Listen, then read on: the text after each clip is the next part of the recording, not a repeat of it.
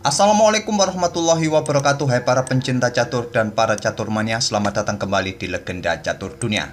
Setelah hari jeda keduanya kawan, kemarin lusa, tadi malam Norway Chess 2022 kembali dilanjutkan dengan babak 8-nya kawan. Menyisakan babak 9, kita lihat saja nanti seperti apa, siapa juaranya. Mungkin salah satu dari idola kalian yang bisa menjadi juara kawan. Dan tadi malam babak ke-8 mempertemukan Rajabov versus Wang Hao yang dimenangkan oleh Temur Rajabov dalam permainan Armageddon. Wesley So kalah atas Topalov juga dalam permainan Armageddon, sedangkan Carlsen menang atas MVL di permainan Armageddon. Ada dua partai yang berakhir langsung kalah menang kawan dalam permainan klasik, yaitu partainya Anish Giri versus Ariantari. Ariantari kalah atas Anish Giri dan Anand kalah dari Mamet Yarov langsung dalam permainan klasik kawan. Sehingga sekarang komposisi klasemen di babak 8 seperti ini kawan. Carlsen masih memimpin klasemen sementara sampai babak 8 ini yang menyisakan satu babak, selisih setengah poin dari Shahryar Mamedyarov. Di tempat kedua ada Vishy Anand, Maxime Lagrave di posisi keempat, Wesley So ada di posisi kelima bersama Anish Giri dengan poin yang sama, dan seterusnya di situ bisa kalian lihat Topalov, Ariantari, Wang Hao, dan tetap saja Temur Rajabov masih belum beranjak dari posisi buncit. Dan untuk game yang akan kita ulas ini kembali kawan, lakonnya adalah Magnus Carlsen. Langsung kita ke atas papan berhadapan dengan MVL atau Maxime Lagrave. Sekarang kita ke permainan Armageddon mereka kawan. Kita akan otak-atik game mereka ini. Carlsen pegang putih kembali, dan di sini dia melangkah dengan langkah yang sama kawan, dengan permainan Grand Field Defense, variasi pertukaran. Sampai di sini saya tak perlu lagi untuk menjelaskan langkah-langkahnya kawan, sudah sangat umum. Memang dalam permainan Grand Field Defense, untuk sementara hitam ini menyerahkan kontrol pusat pada dua pion putih seperti ini kawan. Nanti di beberapa langkah berikutnya, dua pion ini akan diserang dengan biasanya pion C atau para perwira yang lain nanti. Terjadi pertukaran kuda dipukul balik oleh pion B, gajah G7. Langkah-langkahnya cukup standar. Tadi Carlsen memilih gajah B5 skak. Ini adalah pilihan nomor 4 kawan. Pilihan utama di posisi ini adalah kuda F3, gajah C4 pilihan nomor 2, gajah E3 pilihan nomor 3, dan gajah B5 ini merupakan pilihan nomor 4 dari Carlsen dengan tempo skak. Jadi kalian perlu ketahui kawan, MVL atau Maxim ini sangat jago atau merupakan pemain yang menguasai permainan Grand Field Defense untuk menghadapi pion D4. Jika lawan memainkan pion E4, maka permainannya adalah Sicilian-Najdorf. Tapi jika putih memainkan pion D4, ya Maxim ini seringkali bermain dengan Grand Field Defense ini. Jadi dia sangat menguasai mungkin jalur mainland. Di sini Carlsen memilih tadi, walaupun dalam permainan klasik Carlsen memilih permainan jalur sampingan kawan dengan gajah B5 ini dengan tempo skak, tidak bermain tadi dengan kuda F3, gajah C4 ataupun gajah E3 diikuti beteng bergeser, tidak seperti itu. Jadi ya Carlsen menginginkan permainan yang berbeda dari jalur utamanya. Skak ditutup oleh pion C6, tidak dengan gajah, dengan kuda, tapi memilih dengan pion dan gajah ditarik mundur ke peta A4. Ini merupakan langkah provokasi juga kawan, memprovokasi hitam memainkan pion B-nya. Dan ini dimanfaatkan langsung oleh Maxim untuk melakukan ekspansi sayap menterinya kawan dengan pion-pion. Gajah mundur lagi ke peta B3, tidak langsung bergerak atau mundur ke peta C2 kawan. Ini juga merupakan langkah atau taktik provokasi dari Carlsen, menggoda hitam atau Maxim untuk bermain dengan pion A-nya. Dan tetap saja Maxim memainkan pion A5, dan selanjutnya di sini kuda F3, tidak dihiraukan sayap menteri. Maxim juga tidak terburu-buru dengan pion A4-nya, dia mengamankan raja rokade. Carlsen juga mengikuti rokade, barulah pion A4, gajah mundur ke C2, dan sekarang pion C5 untuk memberikan pion secara gratis kawan, tapi gajah juga nanti bisa mendapatkan pion yang ada di peta C3 dengan tempo ancam benteng tentu. Di sini Carlsen juga tidak tertarik untuk ambil pion C ini ataupun mendorong pionnya, karena tetap saja pion ini masih lemah, belum mendapatkan dukungan dari yang lain. Di sini Carlsen mengamankan betengnya terlebih dahulu dengan tempo ancam pion B5 juga. Dan dalam permainan klasik tadi kawan, Maxim memilih mengembangkan gajah ke petak G4 dan dibalas Carlsen dengan pion E5, menjaga diagonal ini tertutup. Tapi di sini Maxim tidak membuat langkah gajah G4 lagi, membuat perbedaan dengan kuda C6. Dan ini merupakan langkah baru yang belum pernah dimainkan sebelumnya di langkah ke-13 ini. Tujuannya adalah memberikan pressure bagi pion pusat putih kawan. Di sini apa yang harus kalian lakukan pada posisi ini jika kalian sebagai Carlsen atau sebagai putih kawan? Carlsen tetap memainkan pion E5-nya sama dalam permainan klasik tadi kawan, menjaga diagonal ini benar-benar tertutup, tidak memberikan kesempatan gajah gelap hitam ini. Mungkin kawan-kawan pada posisi ini suka dengan pion D5, mungkin usir kuda, dan jawaban hitam ya kuda ini bergerak ke petak E5 kawan, menantang pertukaran. Diterima, dipukul balik. Memang terlihat kalian juga mendapatkan ruang di sini.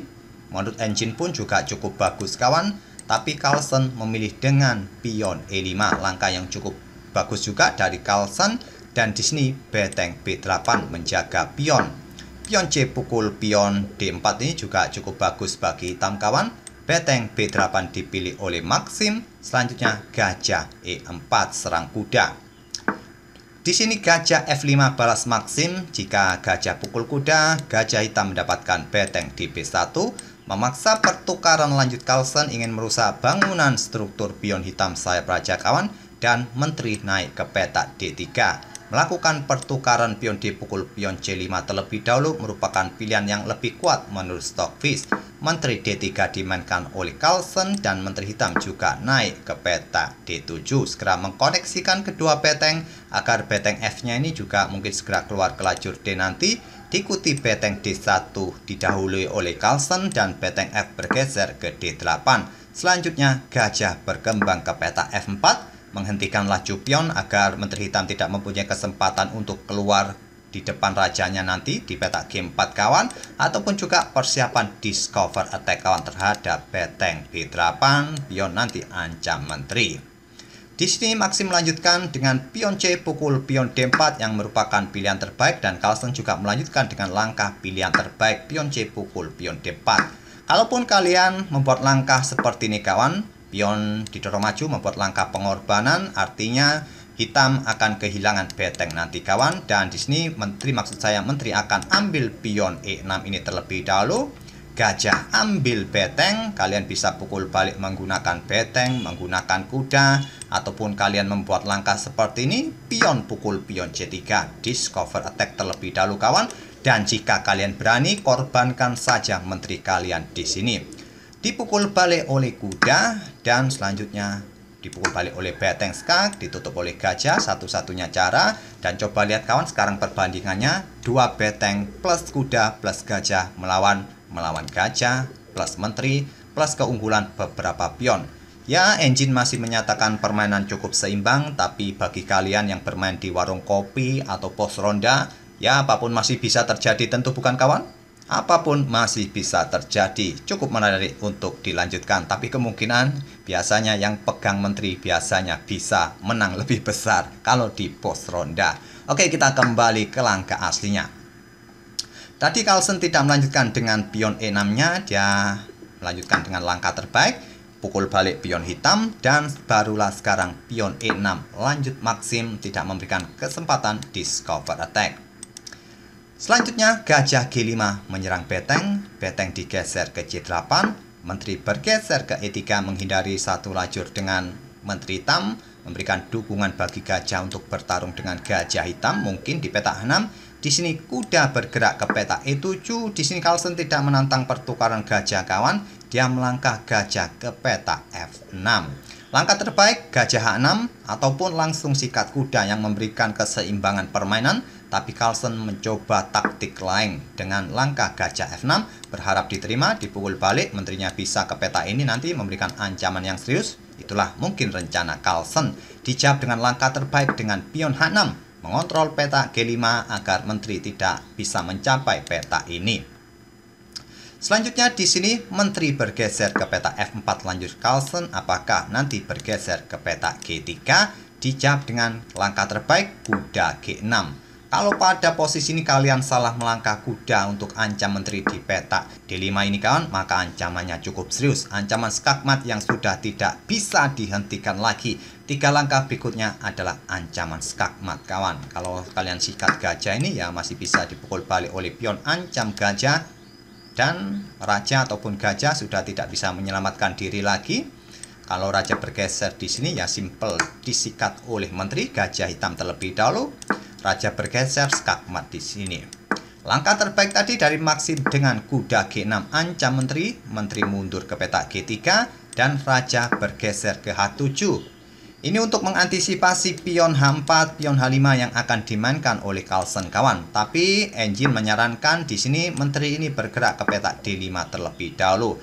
Jika pion ini sekarang dimainkan, kemudian pion H5, di sini hitam bisa pion F4 terlebih dahulu ancam menteri. Jika menteri bergerak ke peta ini kawan, di sini hitam bisa melanjutkan dengan membuat langkah pengorbanan pion di sini atau pertukaran gajah terlebih dahulu dipukul balik dan baris kelima ini terbuka kawan. Menteri hitam mempunyai akses untuk mengawal baris kelima ini terutama di peta-peta ini kawan. Oke, kita kembali ke langkah aslinya saja. Di sini tadi Maxim memilih raja ke peta H7.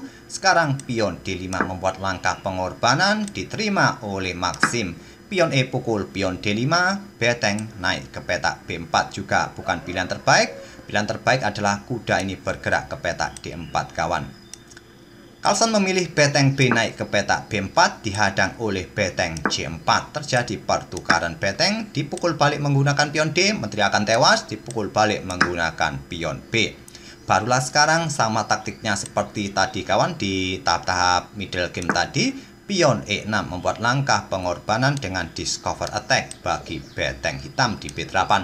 Langkah terbaik adalah menteri mundur ke petak C8 menurut Stockfish, tapi MVL memilih ambil pion ini. Membuat langkah pengorbanan pertukaran kawan, nanti dia juga mendapatkan gajah plus 1 pion tadi. Carlsen ambil beteng, di sini gajah pukul gajah. Dan selanjutnya beteng E1 ancam menteri. Menteri bergeser ke D7 untuk mendukung pionnya nanti kawan di lajur D ini, diikuti 2 pion bebasnya. Sekarang posisi hitam juga cukup menakutkan kawan. Dengan 2 pion bebas, kawalan dari gajah di diagonal ini, kuda pun siap bermanuver nanti kawan. Posisi raja juga cukup aman, tidak ada gajah dari Carlsen yang membahayakan di diagonal ini ataupun diagonal ini kawan. Carlsen hanya mempunyai kuda plus beteng saja. Ya mungkin saja beteng ini juga siap diangkat kawan, memberikan ancaman di sini tidak mungkin ada gajah, ada kuda, jadi posisi raja masih cukup aman. Carlsen memilih menteri ke petak B6 ancam gajah di backup oleh raja dan Carlsen memainkan pion G3 kawan yang merupakan langkah blunder. Coba lihat indikator Carlsen jatuh langsung ke bawah. Tapi sayangnya pada posisi ini kawan, dalam permainan cepat atau ngeblitz lah istilahnya dalam permainan Armageddon seperti ini, Maxim tidak menemukan langkah terbaik. Tadi kawan, bagi Carlsen atau putih pada posisi ini, menurut Stockfish langkah terbaik adalah kuda ke petak D4, menghentikan laju pion atau menggoda pertukaran di sini.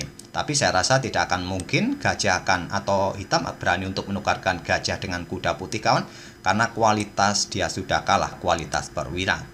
Pion G3 tadi dimainkan oleh Carlsen dan langkah terbaik di langkah berikutnya adalah pion ini didorong maju segera kawan, karena sudah mempunyai tempo yang cukup bagus. Nanti diikuti pion satunya untuk didorong dengan dukungan gajah, tentu sangat kuat nanti koneksinya. Kalaupun berlanjut seperti, anggap saja menteri ini bergerak ke C5 ancam pion ini ya simple pion didorong maju. Mungkin di sini beteng bergeser ke D1 ya simple saja kawan, didorong pion ini cukup aman dengan dukungan gajah dan nanti gantian pion ini yang didorong dan seterusnya. Tapi MVL bermain dengan pion F4 kawan, menantang pertukaran pion di sini dan dijawab dengan menteri C5 oleh Carlsen, tidak memberikan kesempatan pion ini didorong. Jika didorong ya pion ini yang akan tewas nanti. Di sini pion F pukul pion G3 dipukul balik oleh Carlsen dengan pion H tetap menjaga peta ini, tapi tetap saja kuda berani lompat ke peta F4. Bukan pilihan terbaik juga. Pilihan terbaik adalah pion C3 kawan, karena dapat dukungan dari gajah diikuti pion satunya nanti. MVL memilih langkah pengorbanan sementara dengan kuda F4 berharap diterima, maka nanti jadi seperti ini. Tapi permainan masih cukup seimbang kawan. Kuda putih juga tewas di langkah berikutnya. Carlsen memilih bergerak dengan menteri ke E3, juga bukan pilihan terbaik. Pilihan terbaik ya tadi menerima kuda hitam ini. Dan dijawab dengan kuda ke D3, ancam beteng. Beteng bergeser ke B1 juga bukan pilihan terbaik. Cukup bergeser ke D1 menurut Stockfish, tapi Carlsen memilih dengan beteng B1. Dan kembali kawan dalam posisi waktu yang sudah ya dibilang sudah mepet. Seperti biasa kedua pemain biasanya melakukan langkah-langkah yang tidak akurat. Banyak sekali langkah-langkah yang bertanda merah jika kalian menganalisanya menggunakan Stockfish 15, terutama di chess.com kawan. Oke, kita lanjut ke langkah berikutnya. MVL melangkah menteri ke peta E6, menantang pertukaran menteri, juga bukan pilihan terbaik. Pion D4 harusnya bisa didorong untuk segera maju kawan. Ancam menteri, kuda masih cukup aman dengan kawalan pion C. Tapi MVL menantang pertukaran menteri, ditolak. Beteng naik ke peta B7, mengepin pion, barulah nanti menteri pukul menteri. Di sini MVL melanjutkan pertukaran menteri dan coba lihat kawan setelah dipukul balik oleh Carlsen. Sekarang hitam hanya mempunyai satu pion bebas saja. Pion D ini bisa dihadang oleh pion E kawan. Beda lagi sekarang posisinya. Tapi hitam masih sedikit lebih baik daripada posisi Carlsen kawan. Pion C3, beteng C7, kuda B4 untuk ancam pion, dan pion tidak didorong oleh Carlsen. Memilih langkah kuda ke E1 menghentikan laju pion C2 nanti kawan. Ataupun jika didorong, kuda juga siap manuver memberikan ancaman bagi pion dan manuver lagi entah kemana nanti kawan. Di sini gajah E5, langkah terbaik, ancam beteng, ancam pion. Beteng mundur ke C8, tetap mengawal pion hitam di lajur C. Gajah ambil pion G3 dan raja putih F1 mendekati kudanya dari ancaman gajah. Dan pada posisi ini kawan, langkah terbaik adalah kuda ambil pion A2 dari hitam harusnya. Tapi Maxim berani untuk bertukar gajah dengan kuda putih kawan.